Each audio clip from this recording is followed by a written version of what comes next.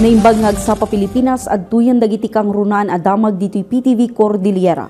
Gapoy timbati ti bagyo nga uwan at didigra ken danyos insagana metten ti Department of Human Settlement and Urban Development ken Department of Social Welfare and Development ti housing assistance para kadagiti nadadaelan iti balay. Kabayatan nangin mato ti bilang dagiti apektado nga individual iti Cordillera gapoy ti epekto ti bagyo nga uwan. Ada report ni Bridget Marcasi Pangosfian. Nanayunan pa iti bilang dagiti pamilya nga apektado iti bagyo nga uwan iti Cordillera.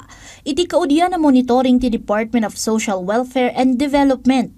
Nasurok iti 25,000 na pamilya abukbuklan ti agarop 82,000 nga individual ti naapektaran iti bagyo. Nasurok 6,000 ket 6 magasot a pamilya ti apektado iti Abra.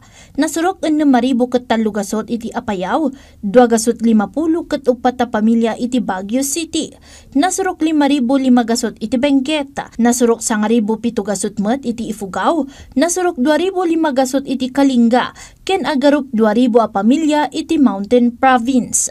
Manipod kadagiti nasa o abilang, 8 gasot 39 a pamilya ti adda kadagiti evacuation centers, bayat na nasurok 9,003 gasot ti agtaltalinaed kadagiti kakabagyanda. Kabayatan na, dumanon iti 9,002 gasot ket 8 ti nailista a nadadael a balaya.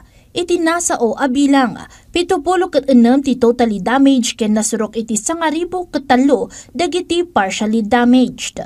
Iti panagdalapos ti super typhoon nga uwan iti Cordillera, nangibati daytoy iti dakkel a danyos iti infrastruktura kas iti panakadadael dagiti kalsada, rangtay ken babbalaya.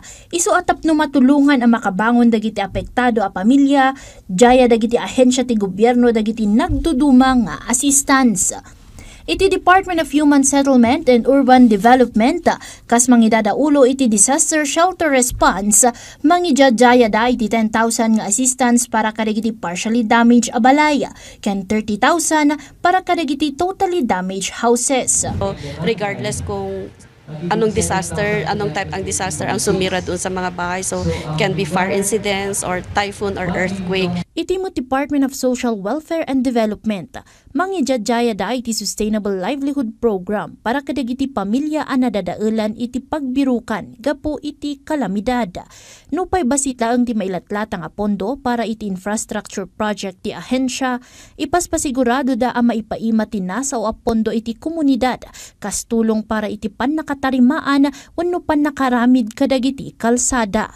Saan met a maliklikan a makarikna iti trauma dagiti biktima, isu adjaya met lang ti ahensya iti psychosocial intervention nang runa kadagiti ubing ken natataengan. Yung mga pamilya, yung mga communities na mga nasalanta, ini-evaluate ulit natin yan. Kung nasira ang kanilang mga pangkabuhayan, anong klaseng pangkabuhayan ang pwede nating itulong sa kanila. Inayon ti opisyal nga damit lang iti 5,000 pesos aging 10,000 pesos a financial assistance nga ipaay ti ahensya kadagiti nadadaelan iti pagtaengan. Nailawlawag met ang magnaamin iti verification ken assessment dagiti mai-report a damages tapno may pasigurado a maipaay ti umno ken umdas a tulong kadagiti biktima. Bridget Marcasi Pangosfian para iti Pambansang TV, iti baro a Pilipinas. Kelat alin makati presyo ti bangus iti Dagupan City kalpasan ti idadalapos ti bagyo nga uwan. Inlatag dagiti mangalap ti tagilako da abangus iti naduma-duma apaset ti igid ti kalsada gaputa sumagmamano a fish ponds iti syudad ket nag-overflow gapu iti bagyo. Binmaba iti 50 pesos aging 60 pesos ti tunggal kilo ti presyo ti bangus. Nagudwa ti sigud a presyo dayti a 150 aging 200 pesos sakbay ti bagyo. Iti daduma pa a merkado dumanon iti 30 pesos kada kilo ti bangus. Gaputa nasken a maipaibus dagiti vendors tapno saan a masayang. Posible ti oversupply ti bangus iti merkado gapu iti panagigiddan a panagilako dagiti mangalap.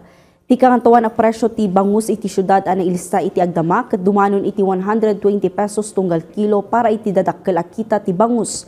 Agduado ang madagiti sumagmaman o consumer agumatang gaputa sa anda asigurado iti kalidad ti bangus no natalged daytoy a maipauneg gaputa kalepas laeng ti bagyo. Dagiti kang runan adamdamag dito PTV Cordillera, i-like, i-follow ka nag-subscribe iti social media platforms ti PTV Cordillera iti Facebook, TikTok, kan YouTube. Para iti PTV balita ngayon sa probinsya, siya ni Audrey Villana, na imbag ngaldaw.